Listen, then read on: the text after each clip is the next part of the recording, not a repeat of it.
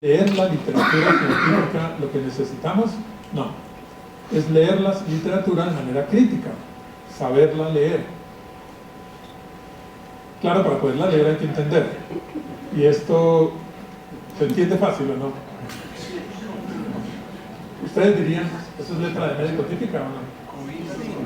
¿Ustedes dirían que hay letra de médico? ¿Estarían de acuerdo en que los médicos tenemos la peor letra de todos? Miren que alguien se encontró con Julia Roberts y le preguntó, si le preguntamos a la gente en general, la gente dice que los médicos tienen la peor letra de todos. Alguien le pregunta a Julia Roberts, ¿cómo está, señor? Bien, muchas gracias. ¿Y su familia cómo está? Bien, bien, muchas gracias. ¿Y su esposo cómo está? Regular. ¿Y por qué? ¿Ha estado enfermo? No, dice ella, porque hay mejores. Miren el concepto que hay ahí detrás. ¿Cuál es el concepto que hay detrás? Que todas las evaluaciones son comparaciones. Yo no puedo evaluar algo a no ser que esté comparando con otra cosa. Eso hay que tenerlo en cuenta. ¿Alguno de ustedes me podría decir cómo es en general la letra de los ingenieros de sistemas? ¿O cómo es la letra de los psicólogos industriales? ¿O cómo es la letra de los teólogos? ¿O de los abogados? ¿O de los controladores aéreos? ¿Habían caído en cuenta de una cosa? Solo hay un profesional que le escribe a sus clientes, el médico. ¿De quién conoce la letra a la gente? ¿Del médico? ¿De alguien más? No. Cuando la gente dice que los médicos tienen la peor letra, ¿es comparada con la de quién? ¿Ven el error tan grande que comete la gente al decir que hay letra de médico? ¿Y cómo saben si no conocen la letra de los demás? Para que lo tengan en cuenta. Metámonos con la ortopedia, que me gusta. Resulta que cuando uno tiene codo de tenista, ni siquiera no hay ortopedistas acá, cuando uno tiene codo de tenista, eso molesta mucho, duele, hay que hacer fisioterapia y no sirve mucho, hay que tomar medicamentos y le molestan a uno el estómago. Yo tuve un codo de tenista y eso fue desesperante, y además le ponen a uno una codera que no se pone en el codo, pone por acá y esa cosa molesta. No, es una pesadilla, y es una pesadilla también para los pobres ortopedistas. Pues un ortopedista, esto es verdad, en mi hospital tenía una cantidad de pacientes, pero venían dos, papá e hijo, que tenían los dos codos de tenista y le dijeron, nos mejoramos. ¿Y cómo? Tomamos zinc. ¿Y por qué tomaron zinc? ¿No? Una tía que vive en Estados Unidos nos mandó. ¿Se han dado cuenta que todo el mundo tiene una tía en Estados Unidos que le manda vitaminas? ¿Han visto en la casa de ustedes o de sus papás frascos de vitaminas y que la gente tome? Y sin embargo la literatura científica dice que no sirven para nada. No sirve tomar vitaminas, no sirve, y todo el mundo toma. Y al lado de las vitaminas, ¿qué hay? ¿Un frasco de qué? Omega 3. ¿Sirven? No sirve tomar omega 3, hace daño, aumenta el riesgo de hemorragias cerebrales, y sin embargo la gente sigue tomando. Uno tiene que saber leer la literatura. Entonces bueno, el ortopedista pensó, vamos a probar, y decidió darles suplemento de zinc a un grupo de pacientes que tenían codo de tenista, los trató por 6 meses, los evaluó con una tableta antes del almuerzo todos los días, eso en un mes vale 3,000 pesos. Miren lo que encontró, 88% de mejoría en los pacientes con una tableta de zinc antes del almuerzo. Van a empezar a recomendar de ahora en adelante zinc para el codo de tenista. Buenísimo, ¿no? 88%. ¿Qué falta ahí? ¿Qué pasó en los que no tomaron zinc? Bueno, miren, los que tomaron zinc se mejoraron, los que no tomaron zinc se mejoraron más. Pero solo sabemos que esto no sirve cuando vemos el control. Entonces, ojo, porque hay que tener control. Esto es un adelanto, esto es una investigación que hice. Para la equidosis mártica, lo mejor es un antitrióxico. Y miren que un antitrióxico cura al 94% de los pacientes con equidosis mártica. ¿Cuál sería la primera pregunta que ustedes quieren hacer ahí? La primera pregunta no puede ser qué es la equidosis mártica. Es una enfermedad inventada, yo me la inventé. El antitrióxico es inventado. Pero miren que la primera pregunta tiene que ser comparado con qué. Porque si yo no les digo con qué lo comparé, no importa si saben qué es la enfermedad, ustedes no pueden saber si es buena. ¿Es buena? ¿Comparada con qué? Miren, comparada con un placebo. ¿Sirve? No sirve. Ahora vieron que uno tiene que tener grupo control siempre. Así que cada vez que le digan, doctor, mire, este medicamento se probó en 1000 personas y mejoró a 900, ¿qué le parece? ¿Comparado con qué? Listo. Sigamos. Entonces siempre tiene que haber un control. Este hombre Vamos a seguir con la ortopedia que a mí me gusta. Este hombre va pasando la carrera, la calle 100, y lo atropella un bus y le rompe una pata.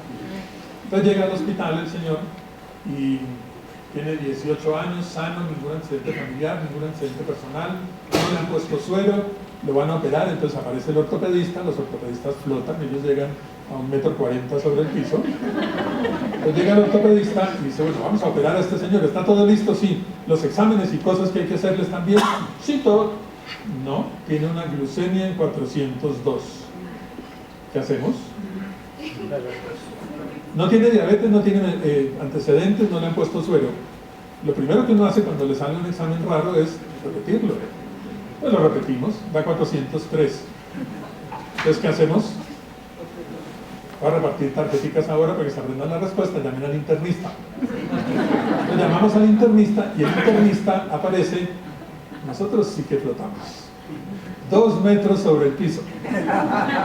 Aparece el internista y dice lo que decimos siempre los internistas: hay que hacer algunos exámenes, repitámosle el examen. Se lo repetimos y da 401. Conclusión: es diabético, ¿cierto? No, estamos equivocados. ¿Y cuál fue el error en el que caímos? Creemos que si algo se repite es porque es verdad. Ese es un error que cometemos en la vida. A algunos de ustedes les llega un mensaje ahora al celular: se murió Fidel Castro. Se murió Fidel Castro, que se va a haber muerto. ¿Cuántas veces nos han dicho que se ha muerto? Eso es puro cuento, y siguen tranquilos. Y al rato el vecino de atrás les dice: oiga, me acaba de llegar que mi hijo está en España y le llegó un mensaje que se había muerto Fidel Castro. Uy, a mí me llegó de otro lado. Ajá. ¿Será que sí? No, yo no creo. Y de pronto alguien más adelante, ustedes lo ven que está como inquieto. ¿Qué pasó? Que parece que se murió Fidel Castro. Dicen de Estados Unidos que se murió Fidel Castro. Entonces sí se murió. Oigan, se murió Fidel Castro. El solo hecho de que uno oiga las cosas 3 veces le hace pensar que es cierto. ¿Y es verdad? No necesariamente. Entonces, ¿qué pudo haber pasado? Miren el valor real del Señor, 101. ¿Y qué pasó? Que todas las veces vio equivocado. ¿Eso cómo se llama? Eso es lo que es un sesgo. Eso es lo que es un sesgo. Todas las veces da un falso positivo, o todas las veces da falso, pero todas las veces da falso para el mismo lado. No es que unas veces les dé 400 y otras 40 y otras 28 y otras 700. Todas las veces da 400 o 410 o 420. Cuando algo se desvía siempre para el mismo lado, eso es lo que es un sesgo. Miren un ejemplo. ¿Ustedes llevarían a este señor a los Olímpicos? Sí, claro, nos va a ganar premio, medalla de oro. ¿Y a este lo llevarían a los Olímpicos? No, ese que se dedique a otra cosa. ¿Y a este?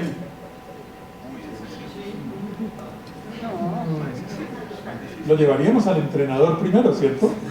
El tipo es bueno, pero le falta ajustar, ¿sí? Que las gafas no estén bien puestas o la técnica, pero ese señor es bueno. Sin embargo, miren que todas las veces da en el mismo sitio, pero no da en el blanco. Entonces, ahí está, ese es un arquero sesgado. Es un arquero que tiene un defecto en los ojos, por ejemplo. Entonces, miren el concepto, aquí hay repetibilidad, todas las veces da lo mismo. Aquí también hay repetibilidad, pero además aquí hay validez, da la verdad. Entonces, cuando encuentran que 3 artículos diferentes dicen que un medicamento no sirve, eso no quiere decir que es verdad. Tenemos que asegurarnos de si es o no verdad por otros métodos. Entonces, cuidado con eso. Un buen ejemplo que le permite a uno acordarse de lo que es un sesgo es una báscula. Si yo les regalo a todos una báscula, pero a algunos les doy una báscula descalibrada que siempre da 3 kilos de más, siempre que se pesen van a pesar 3 kilos más. Esa es una báscula sesgada. Eso es un sesgo. Siempre está equivocado y siempre equivocado para el mismo lado. Yo les había dicho que no tomaran café. No tomen café. ¿Por qué? Miren el estudio publicado en el New England. El jefe de gastroenterología del Hospital General de Massachusetts, de la Universidad de Harvard, cogió sus pacientes de gastroenterología y los dividió en 2 grupos. Los que tenían cáncer del páncreas y los que no tenían cáncer del páncreas.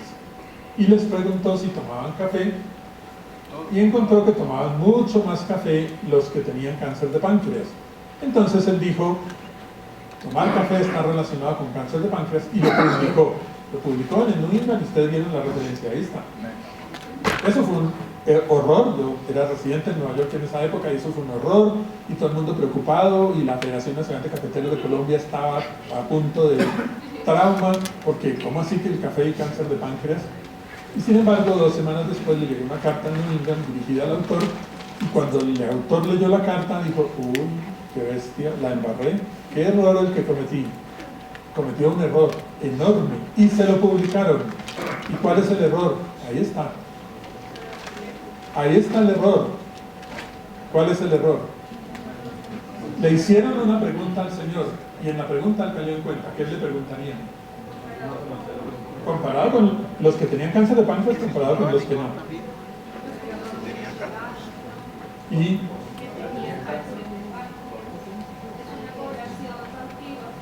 no importa, yo puedo hacer un estudio en la población cautiva, pero miren esto.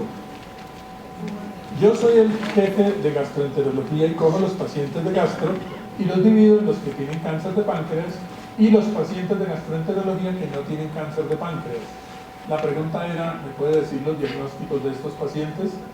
¿Qué tiene una persona que es paciente de gastroenterología y no tiene cáncer de páncreas?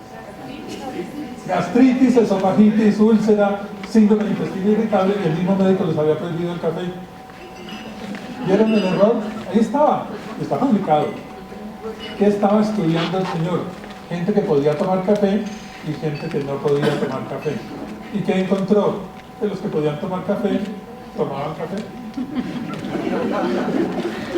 Entonces, miren, el mejor hospital del mundo, hace 3 meses lo volvieron a escoger como el mejor, la mejor universidad de los Estados Unidos, el jefe de gastroenterología, que se supone que sabe más de eso, New England Journal of Medicine, la mejor revista de medicina que hay, y publicó que aumentaba el riesgo por café, no, por un sesgo.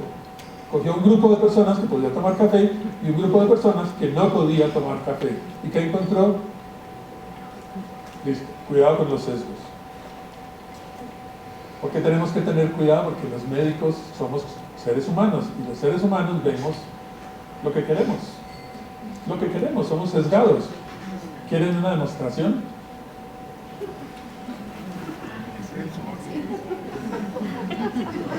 ¿Eso era lo que habían visto al comienzo? ¿Sí? Sí, ¿no? ¿Sí?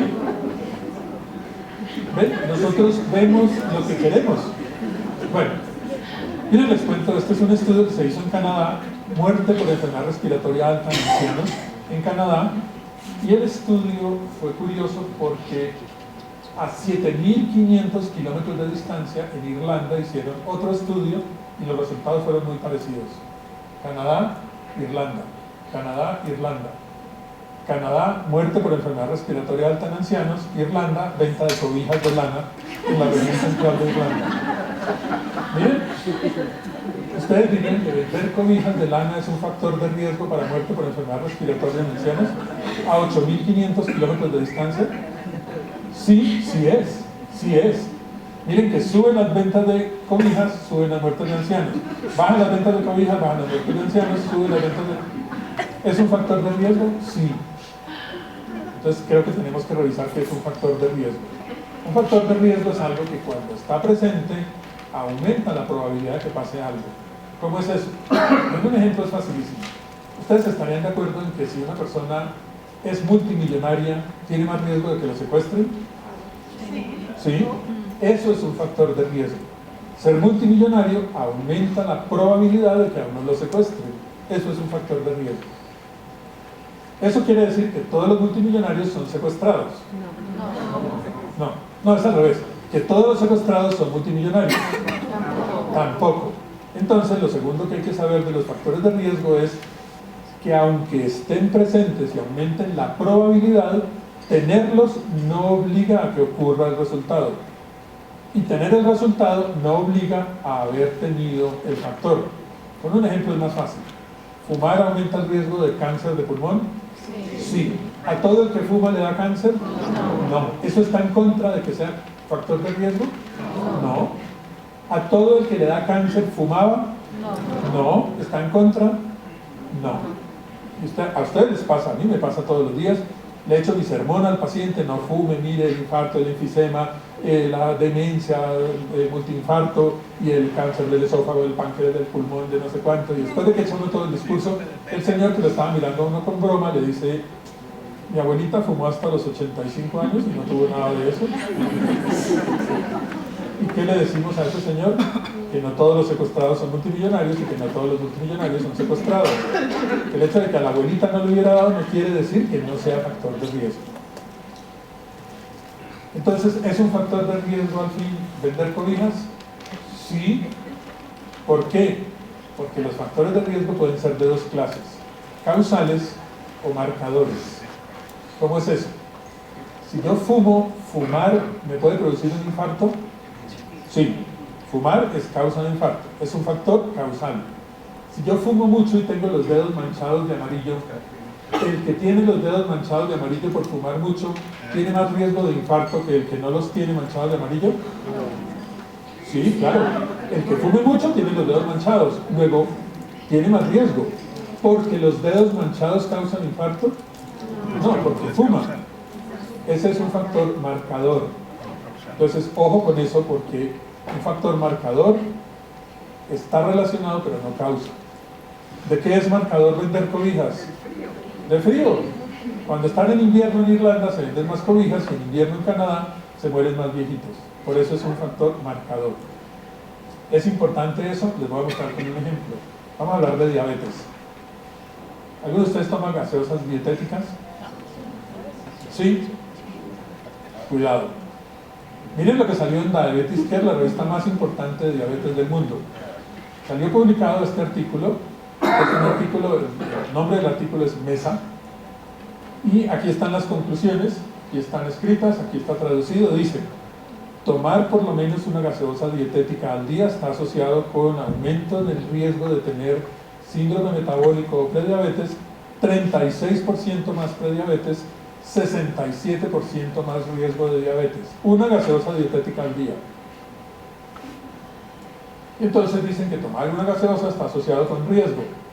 Entonces, antes de preguntarles si van a seguir tomando gaseosa, les voy a contar otro factor de riesgo que se descubrió, porque hay otro muy importante y nadie sabe que existen factores de riesgo ahí, en eso donde lo vamos a tener que buscar. Entonces, cuidado, tienen que revisar, no ahora por favor, pero tienen que revisar la ropa que están usando, porque en la ropa hay un factor de riesgo para diabetes. Cuando vayan a comprar ropa o cuando miren la ropa que tienen puesta, no ahora, no se empiecen a vestir ahora, pero por favor, tienen que mirar la ropa y tienen que mirar las marquillas de la ropa. Si en las marquillas de la ropa ven que hay una X, hay más riesgo de diabetes en esa persona. Miren, ahí está perfecto lo que es un factor marcador. ¿Cuál es la principal causa de diabetes? Obesidad. Una persona que usa ropa 3XL tiene más riesgo de obesidad que el que usa XL, porque claro que sí. Si ustedes no tienen claro que es un factor marcador, le dirían al paciente: señor, como usted usa ropa 3XL, tiene más riesgo de diabetes, por favor de ahora en adelante use ropa small. Pero si ustedes entendieron que es marcador, ustedes le dicen: usted usa 3XL porque está obeso, tiene más riesgo de diabetes, baje de peso y se quita el riesgo de diabetes. ¿Vieron la diferencia?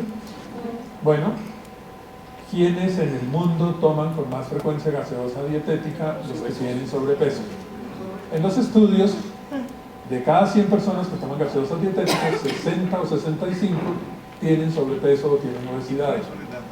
Entonces, ¿a quiénes les da con más frecuencia diabetes? A los que tienen sobrepeso o tienen obesidad. Y si ellos toman gaseosa dietética, les da con más frecuencia. ¿Les da porque la dietética produce diabetes? No, la gaseosa dietética es un marcador de riesgo. ¿Lo vieron ahora sí? Cuando salió ese estudio en los congresos grandes, yo estuve en el congreso de la Sociedad Colombiana de Nutrición Clínica, y querían prohibir las gaseosas dietéticas. Yo me tuve que parar allá en un minuto, no, porque entonces tienen que prohibir también la ropa 3XL. No tiene sentido, no hay relación causal. Entonces, ojo, si alguno de ustedes toma gaseosa dietética, puede seguir tomando. No hay ningún riesgo de diabetes y los endulzantes no tienen ningún riesgo. Eso sería como poner Una clínica de riesgo cardiovascular, se desmanchan dedos amarillos por cigarrillo. No tiene sentido. Bueno, miremos esto, que es el último aspecto que quería dejarles. ¿Cómo se informa el resultado de un experimento clínico? Se informa con una cosa que uno tiene que saber manejar. Alguien quería saber si había relación entre tabaquismo y demencia, evaluó y encontró que el cigarrillo protege contra la demencia. ¿Qué tanto protege? Riesgo relativo 0,88. Eso es lo que leemos todos los días en los artículos, los riesgos relativos. Entonces tenemos que ser súper expertos en la interpretación de un riesgo relativo. ¿Cómo se interpreta el riesgo relativo? ¿Qué es eso? El riesgo de tener algo cuando comparo al que está expuesto con el que no. Con el ejemplo es más fácil. El riesgo de cáncer de páncreas en el que toma café, 3. Riesgo de cáncer de páncreas en el que no toma café, 3. Riesgo relativo con toda la división. Saquen los celulares. 1. 1 es un riesgo neutro. Cuando vean riesgo relativo, 1 quiere decir no hace daño, no mejora, no hace nada. Y no solo le dicen a uno el 1, sino que lo pintan. Ustedes lo han visto, que le ponen a uno un cuadrito y le ponen una línea que es el 1 y le ponen el resultado. 1. Ni hace daño ni protege. Sigamos con otro ejemplo. Riesgo de cáncer de pulmón en los que fuman, 12. En los que no fuman, 3. Riesgo relativo, 4. ¿Cómo se interpreta? Si usted fuma, tiene 4 veces más riesgo de cáncer de pulmón que el que no fuma. Y miren cómo se lo ponen a uno dibujadito, se ve lindo. De este lado aumenta el riesgo, no hay duda. Y el tercer ejemplo, riesgo de cáncer de colon en los que consumen más de 25 gramos de frutas de fibra al día. Eso es 5 porciones de frutas y verduras. ¿Quiénes consumen por lo menos 5 porciones de frutas y verduras en el día? Levanten la mano. Bien. Miren los que no tienen levantada la mano, porque riesgo en los que consumimos 5 porciones de frutas y verduras al día, riesgo de cáncer de colon, 3. En los que no levantaron la mano, 6. ¿Cuánto de riesgo relativo? 0,5. ¿Cómo lo interpretamos? El que come 5 porciones de frutas y verduras tiene la mitad del riesgo de cáncer de colon que el que no. Así de simple. Pongámoslo de otra manera más dramática. Los que no levantaron la mano tienen el doble de riesgo de cáncer de colon que los que la levantamos. Y miren los script dibujado, queda de ese lado. ¿Listo? Pues ahora sí lo tenemos. Si queda de este lado hace daño, queda del otro lado protege.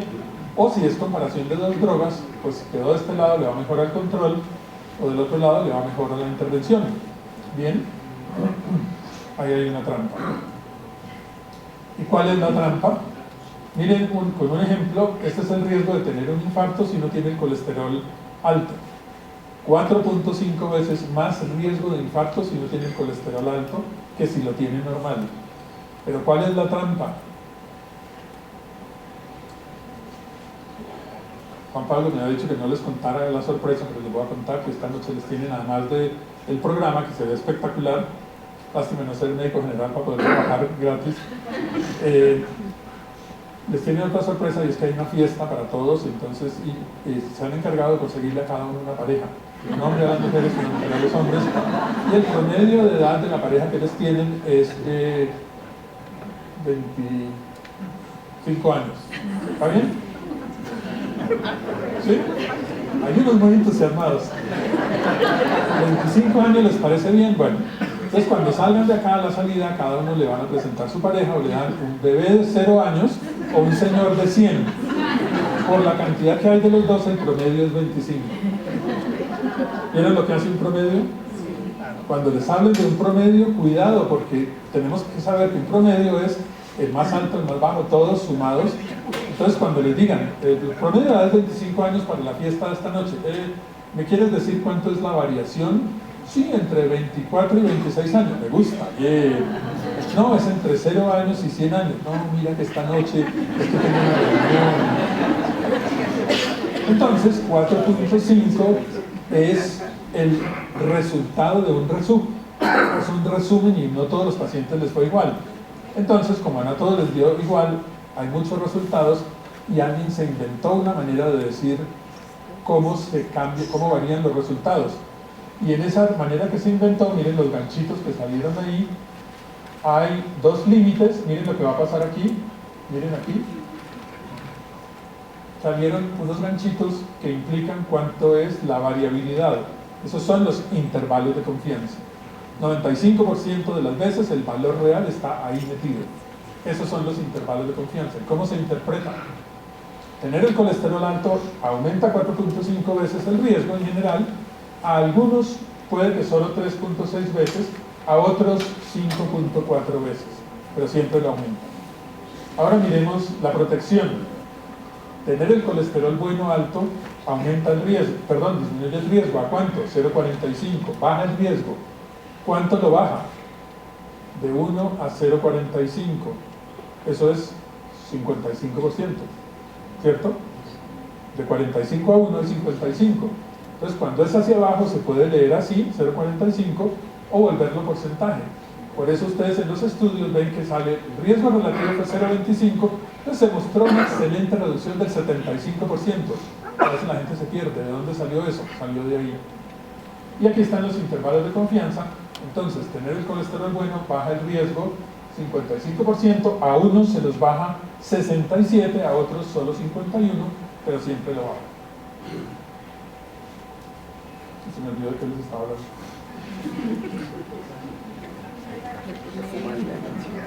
¿Alguien se acuerda? De la trampa.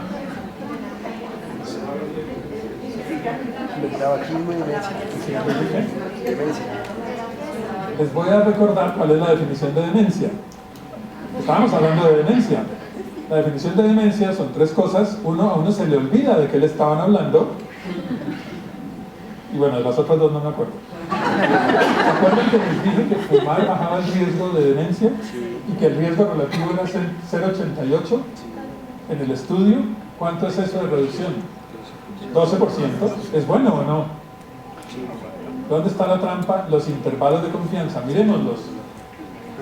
Miren los intervalos de confianza. Los voy a volver porcentaje. ¿Cómo se interpreta? Fumar puede bajar el riesgo de demencia en 25%. Eso es bueno. Fumar puede subir el riesgo de demencia en 38%. Eso es muy malo. ¿Cómo lo interpretamos? Facilísimo. Cuando los intervalos de confianza quedan a los dos lados del 1, no es estadísticamente significativo. Punto. No hay nada más que decir. No es significativo. No decimos que una tendencia a la protección, eso está mal. Si quedó de este lado hace daño, si quedó de este lado protege, si quedó montado no es significativo. Y punto. Luego, ¿estaban contentos pensando que podían fumar? No fumen. No sirve. Bueno, estamos a punto de terminar y solo me queda hablar más de los profesores de cirugía. Y yo les dije que no se dejaran operar. Si tenían algún problema, no se dejen operar de profesores. Un hospital notó que estaban aumentando las infecciones, entonces estudió los pacientes infectados, casos, y vio que la mayoría de las personas infectadas habían sido operadas por profesores. Y lo comparó con los no infectados, controles, y encontró que la mayoría de los no infectados habían sido operados por el residente. Conclusión, no se dejen operar de los profesores. Son casos más complicados que se manejan. Ese error es lo que se llama análisis univariado. Yo solo miré una cosa, solo miré quién los operó y entonces le estoy echando la culpa al profesor. Pero hay muchas otras cosas que pueden hacer que una persona se infecte. Por ejemplo, ¿qué? Complejidad, diabetes.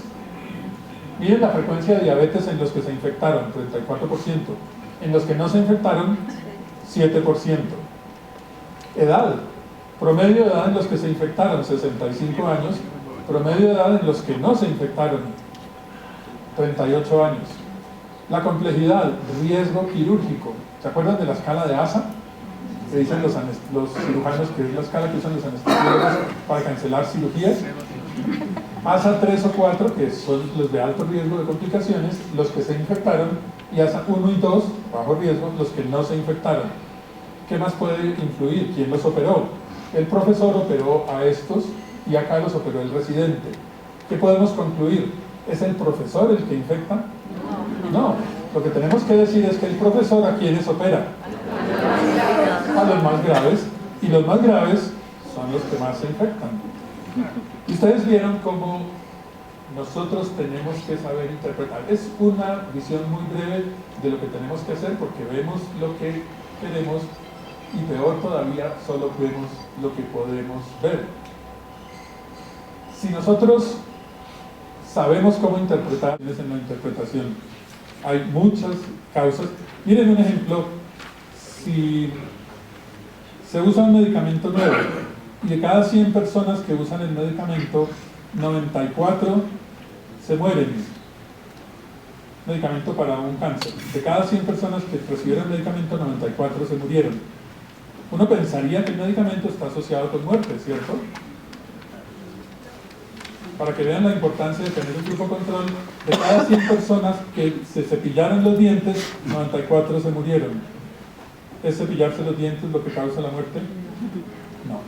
Entonces, claro, hay muchos criterios que hay que tener en cuenta. Muy bien. Vamos a dar espacio para una última pregunta, si la hay. Muy bien. Bueno, doctor Ruiz, muchísimas gracias. Despidámoslo nuevamente con un aplauso.